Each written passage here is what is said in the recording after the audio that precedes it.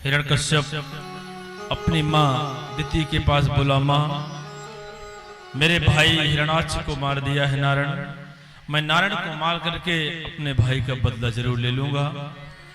अब उसी समय हिरण्यकश्यप आया और हिरण्यकश्यप की पत्नी का नाम था कयाधु, और अपनी पत्नी से बोला, मैं जा रहा हूं भगवान ब्रह्मा की तपस्या करने के लिए, क्योंकि जितने राक्षस होते हैं ब्रह्मा की तपस्या ज्यादा करते हैं, क्योंकि ब्रह्मा का मंदिर कम बना है ना, एक मंदिर बना है कहां पर, पुष्कर में, और ब्रह्मा की पूजा भी कम होती है, क्योंकि ब्रह्मा के अंदर थोड़ा सा एक बार थोड़ा सा गड़बड़ी आई थी, इसलिए मंदिर नहीं बनता, इसलिए ब्रह्मा की पूजा भी लोग कम करते हैं। एक कलयुगी भगत था, एक महात्मा के पास आया, बोले कौन भगवान जल्दी खुश होते हैं?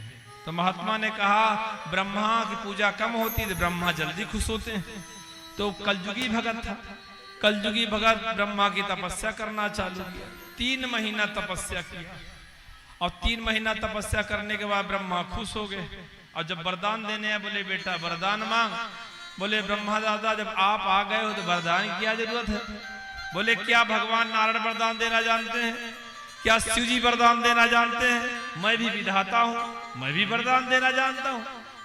तू बेटा 3 महीना तपस्या किया है, एक काम कर 3 वरदान मांग। अब कलयुगी भगत तो बोले 3 वरदान मांग। अब उसी समय एक वरदान मांगा कि ब्रह्मा दादा एक वरदान ये दे दो मेरा घर बन जाए, ध्यान दीजिएगा, एक वरदान ये दे दो मेरा बिहाव हो जाए, और तीसरा वरदान 3 वरदान देने के लिए फिर आ जाओ। 2 वरदान मांगता, तीसरे में बुकिंग करा लेता। अब कलयुगी भगत तो भैया 10 रुपया चढ़ाएंगे तो 5 लाख का डिमांड करेंगे। अब जैसे पेट में दर्द चालू हुआ, जब ब्रह्मा है तो डॉक्टर की क्या जरूरत? बोले ब्रह्मा, बोले हाँ भैया, और देवता बात के बहुत पक्के होते हैं भैया। बोले ब्रह्मा, बोले हाँ भैया, बोले एक काम ये कर दो मेरे पेट का दर्द ठीक हो जाए, दूसरा वरदान ये दे दो कि मेरे बेटा हो जाए, और तीसरा वरदान 3 वरदान देने के लिए फिर आ जाओ। 2 वरदान मांगता, तीसरे बुकिंग करा लेता। एक दिन बरसात होने लगी और उसके घर का डिस्टेम्पर धुलने लगा। बोले ब्रह्मा, बोले हाँ भैया, बोले एक काम करो, ये करे कि मेरे घर के ऊपर कभी पानी ना गिरे, मेरा डिस्टेम्पर धुल रहा है। दूसरा वरदान ये दे दो कि मेरे नाती हो जाए, और तीसरा वरदान 3 वरदान देने के लिए फिर आ जाओ। अब 2 वरदान मांगता, तीसरे में बुकिंग करा लेता। और ब्रह्मा की हालत खराब हो गई। ब्रह्मा भगवान नारायण के पास पूछे, बोले प्रभु एक कलयुगी भगत 3 महीना क्या तपस्या कर लिया, बिना पैसे के नौकर बना लिया है, क्योंकि कलयुगी भगत का कोई ठिकाना नहीं भैया। 1 लोटा जल चढ़ाते हैं बाबा के ऊपर, 1 लोटा जल, सारी समस्या का हल, और 1.5 करोड़ का डिमांड करते हैं। हे बाबा माना का जितना माल है सब मेरे पास आ जाए, प्रेम से बोलो। अब ब्रह्मा भगवान नारायण के पास पूछे, बोले प्रभु एक भगत कलयुगी ऐसा तपस्या की ना, बिना पैसा का नौकर बना लिया है, आप उससे मुझे छुट्टी दिला दो। बोले भगवान नारायण ने कहा कलयुगी भगत को जब वरदान दिया करो तो थोड़ा ठोक बजा के देख लिया करो, बिना पैसा के नौकर बनाएंगे। तो उसी समय ब्रह्मा कान पकड़ के उठक बैठक किए, अब की खाई तो खाई, आगे खाई राम दुहाई। बोले अब की तो गलती हो गई है प्रभु, लेकिन आगे से मैं गलती नहीं करूंगा, लेकिन प्रभु उस भगत से मुझे छुट्टी दिला दो। उसी समय सरस्वती को आदेश दिए, जा सरस्वती उसके जीवा पर बैठ जा। जैसे सरस्वती आई जीवा पर बैठी, उसी समय बुलाया ब्रह्मा। बोले हाँ भैया, बोले एक वरदान दे दो कि अब दुनिया से विरक्ति हो जाए, एक वरदान दे दो कि छुट्टी हो जाए, और तीसरा वरदान दे दो कि दुनिया से मैं मुक्त हो जाऊं। उसी समय ब्रह्मा ने कहा मुक्ति भुक्ति पाया भैया, मैं तो छुट्टी पा गया, क्योंकि कलयुगी भगत अगर थोड़ा भी भगवान का पूजा किए तो। अब हिरणाक्ष कयाधु से बोला मैं अपने भाई का बदला लूंगा। गया पर्वत पर तपस्या करने के लिए मंदराचल पर, और जैसे तपस्या करने गया उसी समय नारद जी आ गए कयाधु के पास। बोले देवी तेरा पति बहुत दुष्ट है, पापी है, तू चाहेगी तो अपने पति से 108 बार नाम जाप करा देगी, तो तुम्हारे गर्भ में भगवान का भक्त जन्म लेगा। अब इधर नारद बता करके चले गए। और इंद्र आया और हिरण्यकश्यप के जो पुत्र थे 4 पुत्रों को मार दिया, आहलाद, सनुलाद, अनुलाद, चारों को मार दिया। अब हिरण्यकश्यप जैसे तपस्या करने बैठा तो गुरु बृहस्पति आ गए तोता बन करके। अब जैसे तोता बन करके 10,000 वर्ष तपस्या करने गया है। इस सतयुग की कथा है। पहले लोग 1 लाख वर्ष जिंदा रहा करते थे, तो 10,000 वर्ष तक तपस्या करते थे। पहले शरीर सूख जाया करते थे, लेकिन प्राण जाकर के हड्डियों में चिपक जाया करते थे, लेकिन प्राण निकलते नहीं थे। और आज कलयुग में क्या है, प्राण अन्न में है। अगर 5 दिन खाना पीना बंद कर दो, 6वें दिन गोविंदाय नमो नमः, सिर्फ अन्न में प्राण है। अब हिरण्यकश्यप जैसे तपस्या करने बैठा, उसी समय ब्रह्मा आया, उसी समय गुरु बृहस्पति आए तोता बन करके व्यवधान डालने के लिए। अब जैसे तपस्या करने बैठा, उसी समय गुरु बृहस्पति जाप करने लगा, श्रीमन नारायण नारायण का जाप करने लगा। बार बार पत्थर उठाते मारते, फिर बैठता फिर उठ जाता, फिर मारते फिर बैठता फिर उठ जाता, क्योंकि व्यवधान डालने आए हैं तपस्या में। उसी समय हिरण्यकश्यप सोचा आज का दिन शुभ नहीं है, क्योंकि भगवान का नाम ले रहा है और राक्षसों के लिए भगवान का नाम अशुभ है, उनको भगवान का नाम अच्छा नहीं लगता। अब उसी समय हिरण्यकश्यप क्या किया, आज वापस आया। अब जैसे वापस आया, अब नारद बोल के गए थे, देवी तुम्हारा पति दुष्ट है, और पति दुष्ट है तो पति के लिए एक काम करना, अपने हाथ से भोजन कराना। और जिसका पति दुष्ट है, कभी बात नहीं करता है, तो 2 समय बात करना चाहिए मेरी माताओं को, एक भोजन कराते समय और एक सोते समय। कितना भी दुष्ट पापी पति हो, कभी ना बोलता हो, लेकिन भोजन कराते समय प्रेम होना चाहिए। भोजन करने लगे ना तो पति को क्या बोलना चाहिए कि बहुत दुबले पतले हो जा रहे हो, बहुत कमजोर हो गए हो, थोड़ा खाओ ना। और पंखा बंद कर देना चाहिए, कूलर बंद कर देना चाहिए, और अपना साड़ी वाला पल्लू लेना चाहिए, ऐसे करना चाहिए। बहुत दूर से थक के आए हो, बहुत कमजोर हो गए, खाओ ना। प्रेम में तो पत्थर पिघल जाता है, तो मानव है।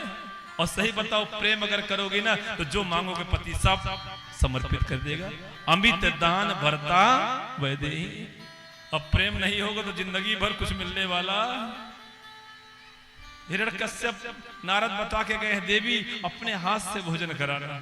अब जैसे अब सोच रही है कि अब 10,000 वर्ष तपस्या करने गए थे, अभी मैं पूछूंगी 10,000 वर्ष तपस्या करने गए थे, इतना जल्दी क्यों आ गए, तो क्या बोलेगा, मेरा घर है तेरा बता।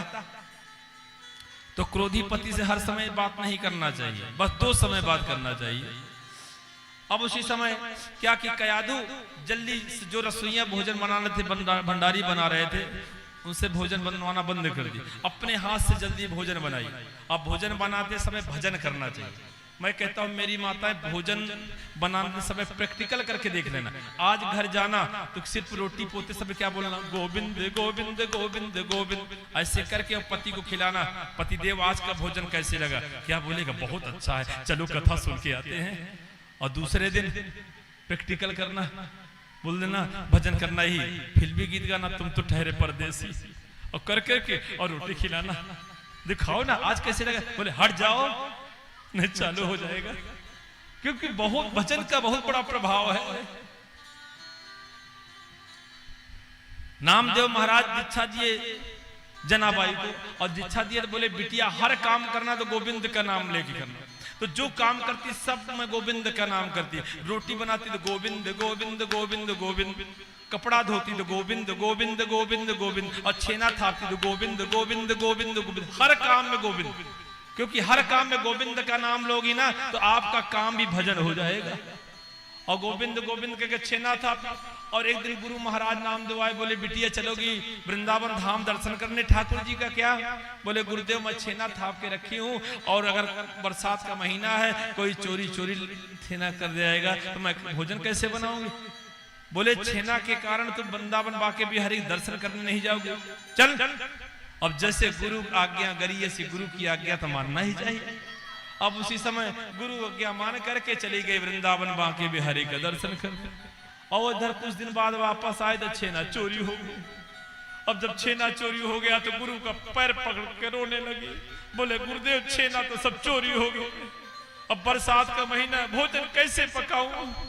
बोले सबका छेना तो एक जैसे है। बोले गुरुदेव मेरा छेना अलग ढंग का है। बोले कैसे? बोले आप बोले थे जो काम करना सब में गोविंद का नाम लेकर के करना, तो मैं छेना थापी हूं तो क्या बोल के थापी हूं? गोविंद गोविंद गोविंद कह के थापी हूं। तो मेरा छेना जहां होगा गोविंद गोविंद बोलता हुआ। अब गुरु महाराज पूरे गांव का छेना उठाते लगाते ऐसे पूरे गांव का, और देखे जब से बढ़ई के यहाँ पहुंचे गाड़ा पीढ़ा बनाने वाला, जैसे उसके यहाँ पहुंचे जैसे छेना लगाए कान में तो क्या बोला? गोविंद गोविंद गोविंद गोविंद गोविंद गोविंद। और जैसे गोविंद बोला उसी समय बढ़ई से बोले कब लाया छेना? बोले महाराज 15 दिन पहले लाए रहे। बोले कितना बचा? बोले आधा सिर आगे आधा बचे। बोले चल पहुंचा, और जैसे लेकर के पहुंचा है जनाबाई के यहाँ, उसी समय गुरु नामदेव जनाबाई के चरणों में लेट गए। बिटिया आज से तू मेरी गुरु हो गई, मैं तेरा चेला बन गया। गुरु तो नामदान करता है, दीक्षा देता है, लेकिन उजागर करने का काम शिष्य का है। इसलिए जो काम करो सब में भजन करके करना चाहिए। भजन का बहुत बड़ा प्रभाव है। उसी समय कयादू सोची कि पति से बोलूंगी 10,000 वर्ष तपस्या करने के, जल्दी क्यों आ गए? तो क्या बोलेगा? मेरा घर है तेरा। बोले बोलने लायक नहीं है। उसी समय रोटी बनाना चालू की, रोटी बनाई और बढ़िया थाली सजाई, 56 प्रकार का भोजन, और उसके बाद कूलर बंद कर दी, और कूलर बंद करके ऐसे अपने साड़ी के पल्लू से ऐसे करने लगी। पति देव गए थे 10,000 वर्ष तपस्या करने के लिए, लेकिन इतना जल्दी क्यों आ गए? बोले अरे देवी मैं गया था 10,000 वर्ष तपस्या करने के लिए, लेकिन वहां एक तोता दिखा। बोले तोता? बोले हाँ। बोले क्या बोला? और जिस नारायण से वैर करता है उसी के नारायण का नाम जाप करा रही। बोले क्या बोला? बोले श्रीमन नारायण नारायण। बोले किस कलर का था? बोले हरे कलर का था। बोले क्या बोला? बोले सत्य नारायण नारायण नारायण। बोले पूरब से आया कि पश्चिम से? बोले पूरब से आया। बोले क्या बोला? बोले सत्य नारायण नारायण। और भोजन हो रहा है और नारायण का जाप। पत्नी चाहे तो पति को सुधार सकती है, लेकिन पति चाहे पत्नी को सुधार पाना, बोलो ना। क्योंकि भगवान मेरी माताओं में चेहरे पर और केस बाल पर माया को छिपा देते हैं। अगर पति कैसे भी गड़बड़ हो, अगर पत्नी चाहे तो पति को सुधार सकती है। जिसका पति गड़बड़ है तो जान लेना किसकी कमी है। प्रेम से बोलो, वो सब ठीक हो जाएगा। अगर गलती करके आता बोल देना अगर तुम गलती करोगे तो मैं तुम्हारा नाम लेकर के कुआं में डूब के मर जाऊंगी, तो अपने आप छोड़ देगा। लेकिन बोलोगे महाराज थोड़ा सा लेते ना, प्रेम से बोलो। लेकिन पति चाहे पत्नी को सुधार पाना तो मुश्किल है। अब उसी समय कयादू भोजन करा रही है और नाम जाप करवा रही नारायण का। बोले किस कलर? बोले हरा कलर था। बोले कहां से? बोले पूरब से। बोले क्या बोला? बोले श्रीमन नारायण नारायण नारायण श्रीमन नारायण नारायण नारायण सत्य नारायण नारायण नारायण सत्य नारायण नारायण नारायण बद्री नारायण नारायण नारायण बद्री नारायण नारायण नारायण। भोजन चल रहा है। कयादू कह रही है महाराज, वो बोलता रहा कि उड़ गया। बोले देवी बोलते बोलते उड़ गया। बोले किधर गया? बोले पूरब की तरफ गया। बोले क्या बोला? सत्य नारायण नारायण नारायण सत्य नारायण नारायण नारायण भजबन नारायण नारायण नारायण भजबन नारायण नारायण नारायण सत्य नारायण नारायण नारायण सत्य नारायण नारायण नारायण श्रीमन नारायण नारायण नारायण सत्य नारायण नारायण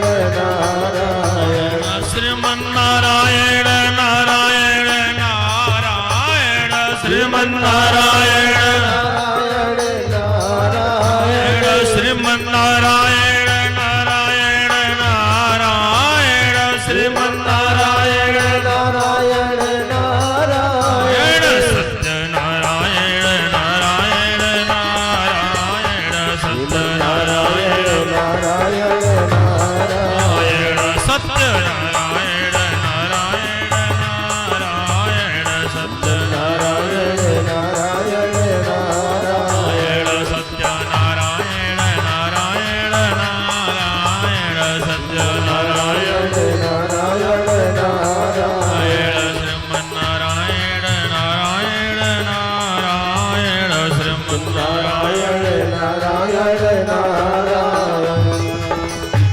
अब भोजन कराते समय 108 बार हो गया, ऐसे पंखा चल रहा है 108 बार। और सही बताओ धर्मपति किसे कहते हैं? बताओ धर्मपत्नी किसे कहते हैं? जो पति को धर्म में लगा दे उसी का नाम है धर्म। पति को थोड़ा कोई कहता है धर्मपति, प्रेम से बोलो। अब उधर 108 बार भोजन करते करते हो गया जाप। उसके बाद जब सोने का समय आया, कटोरी में तेल ली और कयाधु जाकर के हिरण्यकश्यप को लगाने लगी। अब जैसे तेल लगा लेने लगी, बोले महाराज अभी तक मैं भोजन बना रहे थे और आप भोजन कर रहे थे, इसलिए मैं आपसे बात नहीं कर पाई। अब पतिदेव बताइए अब क्या बोल रहा था? अब जैसे तेल लगा रही थी उसी समय नारायण का नाम जाप करने लगा। रात बीत गया नारायण का जाप करते करते 1008 जाप कर लिया। और जैसे जाप किया उसी रात में जैसे संबंध हुआ, प्रहलाद का घर आ गया। सुबह हुआ, हिरण्यकश्यप तपस्या करने चला गया। लगा 10,000 वर्ष तक तपस्या किया, पूरे मिट्टी का ढेर चढ़ गया शरीर पर, 2 दिव्य ज्योति दिख रही हैं। उसी समय ब्रह्मा आशीर्वाद देने के लिए जैसे आ रहे, भगवान नारायण से पूछे प्रभु वरदान दे। तो बोले काम किया है तो देना ही पड़ेगा। बोले अमर मत बनाना और जो वरदान मांगेगा सब दे देना। अब जैसे ब्रह्मा आए और जल से छीटा मारे, उत्तिष्ठ उत्तिष्ठ हिरण्यकश्यप, बेटा हिरण्यकश्यप उठो। हिरण्यकश्यप मिट्टी का पहाड़ फोड़ता हुआ निकल करके बाहर आया। बोले ब्रह्मा दादा आप प्रसन्न हो? बोले हाँ प्रसन्न हो। बोले एक वरदान दे दो। बोले क्या वरदान चाहिए बता। बोले अमर कर दो। बोले ये मृत्यु लोक है, यहाँ जो भी आया है सबको मर के जाना है। राजा रंग सभी को देखा, सब यहाँ दुनिया से चले गए, यहाँ कोई अमर नहीं हो सकता। और कोई भी वरदान मांग। उसी समय हिरण्यकश्यप वरदान मांग रहा है ब्रह्मा से, न ऊपर मरू न नीचे नहीं मरेगा, न दिन में मरू न रात में नहीं मरेगा, न 84 लाख योनियों से नहीं मरेगा, न अस्त्र से न शस्त्र से नहीं मरेगा, न ब्रह्मा तुमसे न तुम्हारे बनाए हुए से नहीं मरेगा, न 12 महीना में नहीं मरेगा, न दिन में न रात में नहीं मरेगा, न ब्रह्मा अंदर न बाहर नहीं मरेगा। और जितना वरदान मांग रहा सब घूम फिरा करके अमरता का मांग रहा है। उसी समय वरदान पूरा हुआ और जैसे वरदान पूरा हुआ वापस आया तो चारों तरफ हाहाकार मचा दिया। बोले नारायण कहाँ मिलेगा? मेरे भाई को जो मारा है। बोले मंदिर मठ में नष्ट करा दो, ब्राह्मणों की हत्या करवा दो, संतों का अपमान करा दो, नारायण जहां होगा निकल करके बाहर आ जाएगा। उसी समय मंदिर मठ विनष्ट किए जाने लगे, देव मूर्तियां लुटने लगी, ब्राह्मणों को शिखा उचार करके मार दिया जाता, संतों का अपमान होने लगा। एक बात है जहां ऐसा कार्य होता है वहां पक्का है कि पूरा परिवार का विनाश होने लगता है। प्रेम से बोलो। हिरण्यकश्यप मंदिर मठ तोड़ने लगा, देव मूर्तियां को उठा करके फेंक देने लगा, गौ हत्या होने लगी। आज भी गौ हत्या हो रही है ना। और गौ हत्या क्यों हो रही बताऊं? क्योंकि हिंदुओं की मां बनी ना, हिंदुओं की मां है गौ माता, इसलिए गौ हत्या हो रही है। आजकल लोग क्या करते हैं, जब तक दूध देती है गौ माता तब तक तो घर में अच्छी सेवा करते हैं, और दूध देना बंद, गौ माता को घर से बाहर कर देते हैं। भगवान कहते हैं मंदिर जाओ या मत जाओ मेरे प्यारे, मेरी पूजा करो या मत करो, लेकिन मेरी गाय की सेवा करो। गोविंद भगवान का अवतार क्यों हुआ था वृंदावन में? 9 लाख गाय थी भगवान के यहाँ। गोविंद गाय की रक्षा करने के लिए परमात्मा का अवतार हुआ था। आज मेरी गाय मारी जा रही है, इसलिए मेरे परमात्मा का अवतार नहीं, दूसरा कारण नहीं है। मैं कहता हूं घर में कुछ रहे या मत रहे, लेकिन एक गाय को जरूर पालना। और जिस घर के आंगन में गौ माता रहती है, उस घर के आंगन में कभी अकाल मृत्यु नहीं होती, क्योंकि गाय के शरीर में 100 देवता वास करते हैं। और जिस घर से गाय के लिए गोग्रास निकलता है, उस घर में कभी अन्न की कमी नहीं होती। और जिस गाय के छेना से रोज घर में आहुति की जाती है, घी, गाय के घी और छेना बना करके घर में आहुति करना, इस मंत्र से कृष्णाय वासुदेवाय हरे परमात्मा ने प्रणत कृष्णाय गोविंदाय नमो नमः 21 बार मंत्र से आहुति करना, घर में दिखाना। उस घर में कभी भी कोई प्रेत बाधा नहीं आ सकती, उस घर में कभी भी कोई भयंकर बीमारी नहीं हो सकती। और गाय की सेवा नहीं करोगे तो गोविंद कभी आने वाला नहीं है। आजकल तो सब कुत्ते की सेवा करना चालू कर दिया भैया, गाय की कौन सेवा करेगा ना। आजकल देखता हूं डॉक्टर ने बढ़िया फ्रांस से कुत्ता को सोफा पर बैठाती है और बढ़िया वाला माल खिलाती है, और कुत्ता गंदगी करता है तो उसको सफाई भी कर देती है, और गाय का गोबर उठाने में हालत खराब होती है। इसलिए निवेदन है, एक गाय जरूर घर में रखना, ज्यादा नहीं रखना तो एक गाय जरूर रखना। और गौ माता की सेवा करोगे तो मैं कहता हूं पक्का है गोविंद आपसे तो जरूर मिलेगा।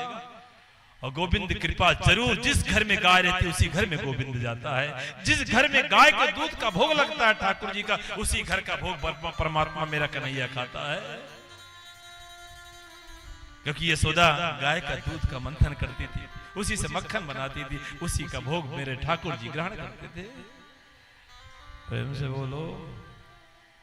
आज देख रहा हूं माना की सड़क पर, देखो जाके सब गाय टहल रही हैं, और आप सब गलती करते हो, छोड़ देते हो ना, तो जान लेना कि परिणाम अच्छा आने वाला नहीं है। चारों तरफ हाहाकार मच गया। और उसी समय पृथ्वी मैया गाय रूप धारण करके रोने लगी, हे प्रभु जल्दी अवतार ले लो, नहीं मैं रसातल में चली जाऊंगी। भगवान ने कहा मैं इसके बेटा के बहाने जल्दी अवतार लूंगा। उसी समय कुछ समय बीता, प्रहलाद का जन्म हो गया। अब जैसे प्रहलाद का जन्म हुआ, प्रहलाद भगवान का भजन करते हैं, नवधा भक्ति करते हैं। एक दिन पिताजी अपने गोदी में बैठाए हिरण्यकश्यप, बोले बेटा कुछ सुना दे। अब जैसे सुनाने के लिए बोले तो प्रहलाद क्या सुना रहा है? नवधा भक्ति। श्रवणम कीर्तनम विष्णु स्मरणम पाद सेवनम अर्चनम वंदनम दास्य साक्य आत्मनिवेदनम। नवधा भक्ति सुना रहा है। श्रवणम कीर्तनम विष्णु स्मरणम पाद सेवनम। भगवान की कथा श्रवण करो, भगवान के स्मरण करो, भगवान की वंदना करो, भगवान की प्रार्थना करो, और बोलो हे प्रभु मैं आपका हूं, आप हमारे हो। ये नवधा भक्ति है। और जैसे नवधा भक्ति बताया, उसी समय हिरण्यकश्यप कह रहा है जिस नारायण से मैं शत्रुता करता हूं, उस शत्रु का मेरा बेटा नाम ले रहा है। उठा करके पटक दिए, और पटक करके क्या बोले? हे दुर्विनीत मंदात्मन, हे दुर्विनीत मंदात्मन, तुम मंदात्मन दुर्नीत है। मैं जानता होता तो तुम्हें मैं जन्माने नहीं देता। उसी समय क्रोध में लाल हो गया, और जैसे क्रोध में लाल हुआ बोले तलवार से काट डालो।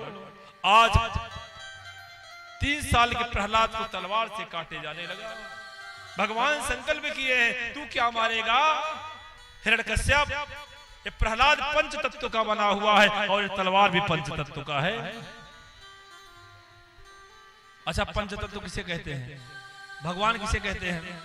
भगवान भा माने भूमि, गा माने गगन, वा माने वायु, वा के आ की मात्रा अग्नि, न माने नीर। भूमि गगन वायु अग्नि नीर, ये पांचों को भगवान बोलते हैं।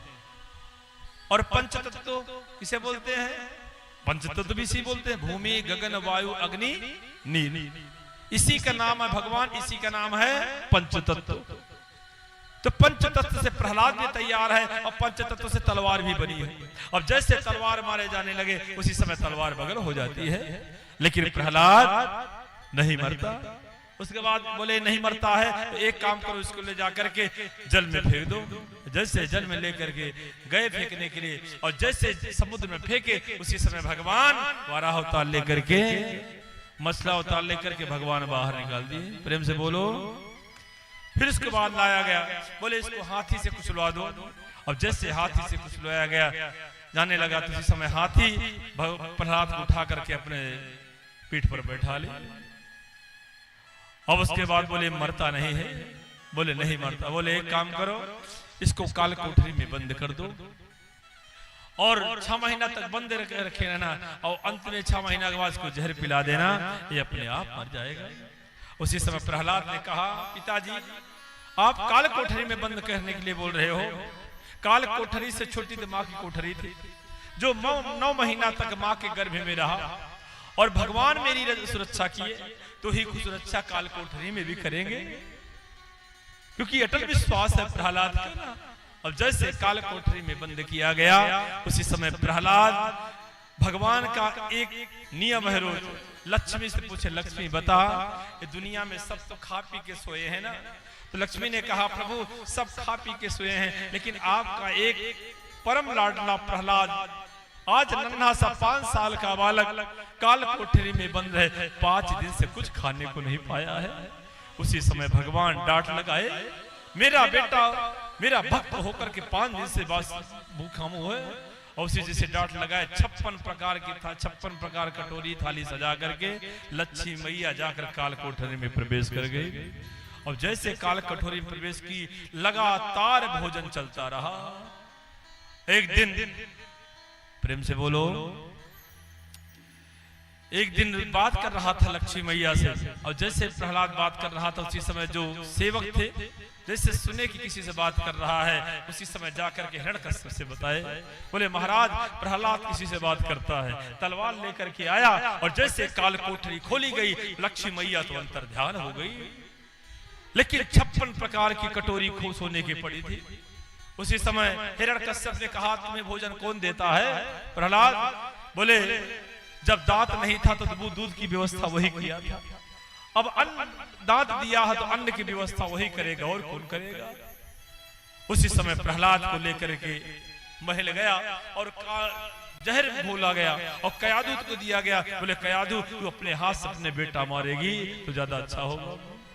और जैसे कयाधु के हाथ में दिया गया, कयाधु ने कहा मैं मर जाऊं ठीक है, लेकिन मैं अपने बेटा को जहर पिलाने वाली नहीं हूं। उसी समय प्रहलाद माँ के हाथ से जहर छीन करके भगवान का नाम लेकर के जहर को पी गया। जैसे राणा का भेजा हुआ जहर मीरा के लिए अमृत बन गया था, इसी तरह आज हिरण्यकश्यप का दिया हुआ जहर प्रहलाद के लिए अमृत बन गया। लेकिन प्रहलाद नहीं मरता। उसके बाद शुक्राचार्य के 2 शिष्य संडामर्क से हिरण्यकश्यप ने कहा ले जाओ उनको शिक्षा दिलाने के लिए, राजनीति शिक्षा सिखाओ। अब जैसे लेकर के गए, राजनीति शिक्षा तो ही है मारो काटो छीनो। अब जैसे लेकर के गए शिक्षा के लिए तो वहां क्या करता है प्रहलाद, राजनीति शिक्षा नहीं सीखता, नवधा भक्ति सीखता है। और नवधा भक्ति सीखता है और खूब भजन करता है। अब जैसे सब भजन कर रहा था उसी समय जितने भी बच्चे थे भगवान प्रहलाद को स्पर्श किए वो भी भजन करने लगे। अब वो भजन करने लगे तो जितने भी वहां गुरु थे संडामर्क जैसे वो छुए वो भी भजन करने लगे, क्योंकि प्रहलाद को जो भी छूता वही भजन करने लगता। जैसे बिजली का तार कोई छुआ हो, दूसरा जाएगा वो छुए गो चिपक जाएगा, तीसरा जाएगा वो चिपक जाएगा, चौथा जाएगा वो भी चिपक जाएगा। इसी तरह जो प्रहलाद को स्पर्श करता है वही भजन करने लगता और भजन करने लगता। उसी समय गुरु जैसे संडामर्क के पहुंचे छुए वो भी जैसे छुए वो भी भजन करने लगे। उसी समय संडामर्क के नहा ये क्या कर रहे हो, अगर हिरण्यकश्यप को पता लग जाएगा तो अच्छा नहीं है। उसी समय प्रहलाद ने कहा कि गुरुदेव आप भगवान को नहीं जानते हो, क्योंकि भगवान तो दुनिया में सर्वस्व हर जगह तो परमात्मा ही है ना। तो इसलिए जो भगवान को नहीं जाना उसका जीना व्यर्थ है। जो राम नाम लीनो भरी जवानी में, तू डूब के मर जा रे चुल्लू भर पानी में। अरे गुरुदेव, जो राम नाम को ना जाना वो चुल्लू भर पानी में डूब के मर जाने लायक है। अब तक भगवान को तुम नहीं पहचान पाए। उसी समय संडामर्क वो भी भजन करने लगे। यही आवाज कहां पहुंची? हिरण्यकश्यप के महल में। प्रेम से बोलो। और जैसे महल में पहुंची उसी समय सेवक भेजे, जाओ देखो क्या हो रहा है विद्यालय में। और जैसे सेवा का जैसे स्पर्श करते वो भी भजन करने लगते। दूसरा सेवा का वो भी भजन करने लगता।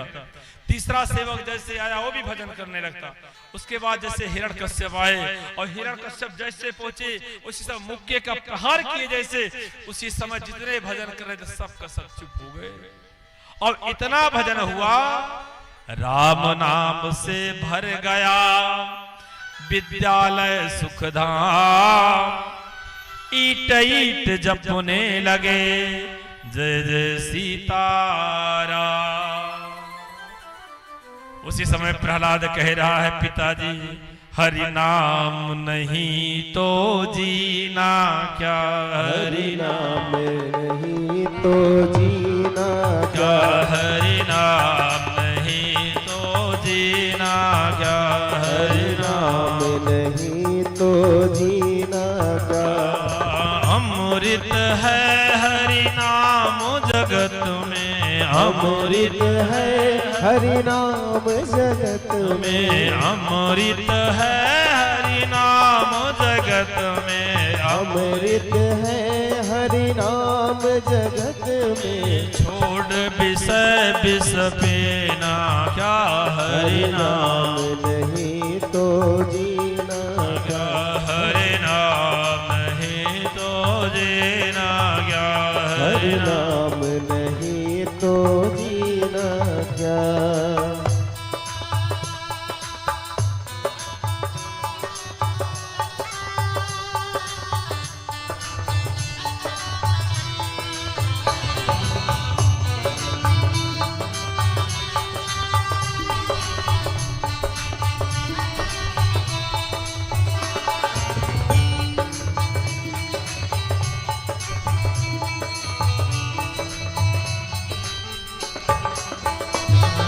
काल सदाय अपने रस डोले।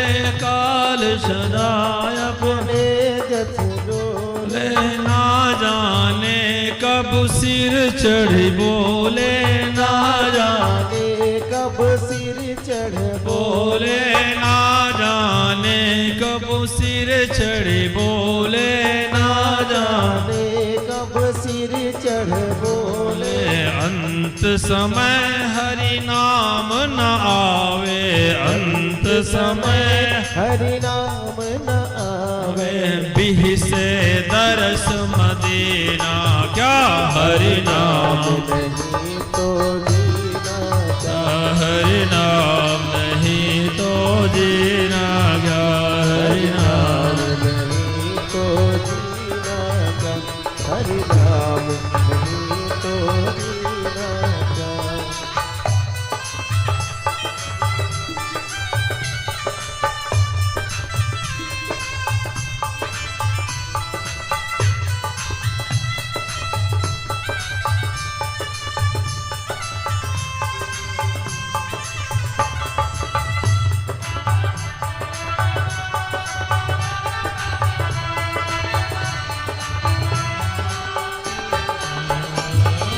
भूषण से सब अंग सजावे। भूषण से सब अंग सजावे। भूषण से सब अंग सजावे। भूषण से सब अंग सजावे। रसना पे हरि नाम न आवे। रसना पे हरि आवे। रसना पे हरि नाम न आवे। रसना पे हरि नाम न आवे। देह पड़ी रह जाए यहीं पर देह पड़ी रह जाएगी, पर कुंडल और नगीना क्या हरि नाम तो जीना क्या हरि नाम नहीं तो जीना क्या हरि नाम नहीं तो जीना, क्या हरि नाम नहीं तो जीना क्या हरि नाम नहीं तो जीना, क्या हरि नाम नहीं तो जीना क्या हरि नाम नहीं तो जीना क्या। प्रहलाद ने कहा पिताजी हरि नाम नहीं तो जीना क्या। जिसने हरि को नहीं पहचाना वो दुनिया को क्या पहचानेगा। उसी समय प्रहलाद इतना तेज धक्का मारा कि सब का सब भजन बंद हो गया। राजा परीक्षित पूछ रहे सुखदेव से गुरुदेव आप बताइए। संडामर्क भजन करने लगे, मित्र भजन करने लगे, जितने सेवा काय थे वो भजन करने लगे, लेकिन हिरण्यकश्यप क्यों नहीं भजन किया। बोले हिरण्यकश्यप अगर स्पर्श किया होता तो भी भजन कर जाता। ये तो मुक्के से प्रहार किया जमीन में, स्पर्श करता तो भजन कर जाता। और इसमें कारण था जिस बल्ब में एक आध पॉइंट था वो तो प्रकाश हो गए, और जो एकदम से फ्यूज हो गए हैं वो कहां प्रकाश देंगे। और तो हिरण्यकश्यप क्या था एकदम से फ्यूज हो गया था, वो तो कहां भजन करेगा। उसी समय प्रहलाद को पकड़ करके लेकर के गए, और जैसे लेकर के गए उसी समय बहन आई है होलिका। होलिका ने कहा भैया मुझे ब्रह्मा का वरदान मिला है, मैं अग्नि पर लेकर के बैठ जाऊंगी कि जल करके भस्म हो जाएगा, मैं बच जाऊंगी। बोले बहन अगर इसको मार देगी तो मैं आधा राज्य तुम्हें दे दूंगा। उसी समय लकड़ी का ढेर लगाया गया, और उसी लकड़ी के ढेर पर होलिका लेकर के बैठ गई। और जैसे बैठी उसी समय प्रहलाद भगवान का नाम जाप कर रहे हैं, गोविंद गोविंद गोविंद का जाप कर रहे हैं।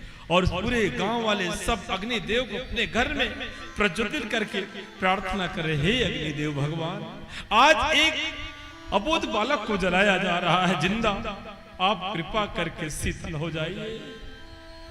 पूरे गांव वाले प्रार्थना कर रहे हैं अग्नि देवता से।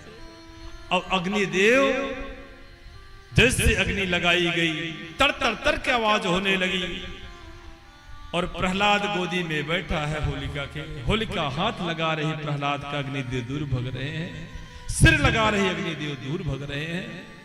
और कुछ देर बाद जब तक मंत्र जाप कर रही तब तक अग्निदेव स्पर्श नहीं किए होलिका का, और कुछ देर बाद मंत्र भुला गई, और जैसे मंत्र भुलाए उसी समय अग्नि पकड़ ली होलिका को, और जैसे पकड़ी उसी समय चिल्लाना चालू की, मेरी रक्षा करो, ब्रह्मा वरदान दिए हो अग्नि स्पर्श नहीं करेगी, आज मुझे जला रही है। तो ब्रह्मा ने कहा भगवान नारायण के भक्त को तू जलाने गई है, इसलिए अग्निदेव मेरा कहना मानने वाले नहीं है। उसी समय कुछ देर बाद होलिका जल करके राख हो गई।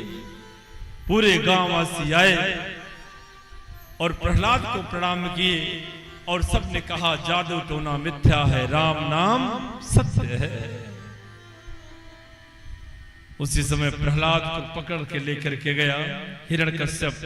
अब जैसे हिरण्यकश्यप लेके गया तो प्रहलाद ने कहा पिताजी आज तक परमात्मा को तूने नहीं पहचान पाया, ना केवलम में भवतस्य राजन सायो बलम बलिनम चा परेशाम परिवरेयम विस्तृजंगमं मे ब्रह्मादयो ये निर्वसम प्रणीतः। प्रहलाद कर रहा है पिताजी आज तक नारायण को आपने पहचान नहीं पाया, और तो हर जगह वास करते हैं, वो तो अंतर्यामी है, इसलिए पिताजी भगवान नारायण के शरण में हो जाओ, और अच्छा करेंगे।